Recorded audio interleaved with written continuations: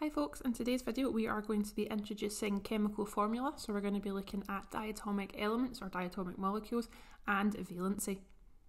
So what is a chemical formula? So a chemical formula tells us how many elements are in a substance. It also gives us an information about the ratio of them in terms of if there's going to be more oxygen than hydrogen, for example, or hydrogen to oxygen, just so that we have an idea of the chemistry of the formula. So for the majority of elements, their chemical symbol is their chemical formula. So for example, we have carbon being C, Zn for zinc. And here's a couple of examples down the bottom. So copper, you'd go to your data book, page 4 or page 6 and find copper is Cu. Sodium is Na, gold is Au, calcium is Ca, silicon's Si, and potassium is K. Now I did say the majority of elements that their chemical formula is their symbol. We do have some exceptions. Here we have the 7 diatomic elements. So diatomic suggesting 2 atoms. They go around in pairs, kind of almost think of them like twins. We write their formula slightly differently, so H2, N2, O2, and so on. So I talk about being the magnificent 7. The reason for that is if you have a look at the data book, if you have a look at the pink thing that I've got here, they are in the shape of a 7. With hydrogen just being the exception over at the side.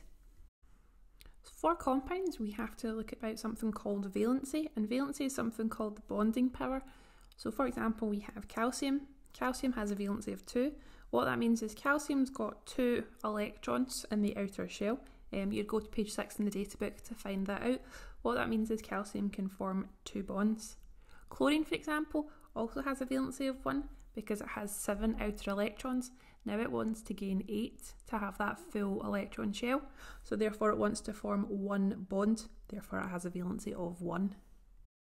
Now if you go to page 6 of the data book, you'll see that you've got a small periodic table that has groups numbers 1, 2, 3, 4, 5, 6, 7, 8 and 0, or 8/0 at the end. That can kind of help you with the valency, because for group 1, 2, 3 and 4, it's the exact same as their group number. However, when you go to group 4, it goes down the way to become 3, 2, 1 and 0. We tend not to talk about the last one just because they don't form any bonds.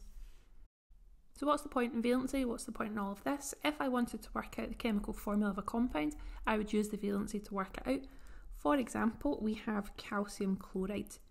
Now you write down your symbol, Ca and Cl. You would go to your valency, so you'd go to your data book and you'd check the group number, just making sure you're doing the right one.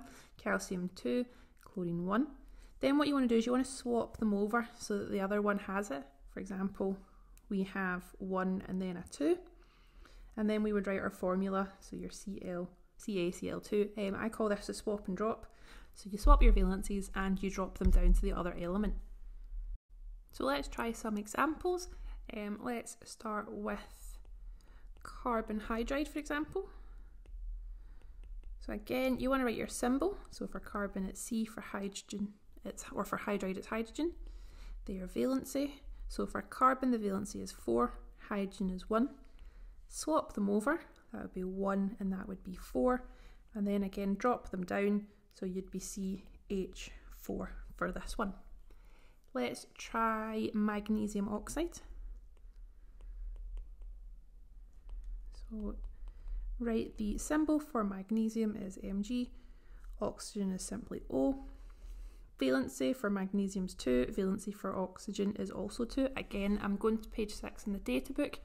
Magnesium's in group 2, valency of 2.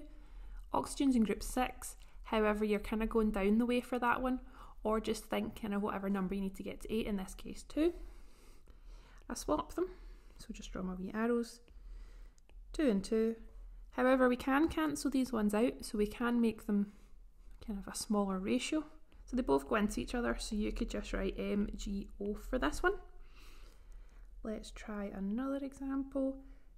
Let's go for lithium chloride. Oh no, we've tried something similar. Let's go for lithium sulfide. So, symbol LiS. Valency, lithium is in group 1, so that is fine. Sulfur is in group 6, however you can hopefully look, then you see that it has a valency of 2. Swap them over, you would have 2 and then 1. and drop them down, Li2S. Let's try one more example. Let's go for magnesium. Let's go for magnesium hydride. No, we've done that. Carbide. So symbol Mg. Carbides is carbon.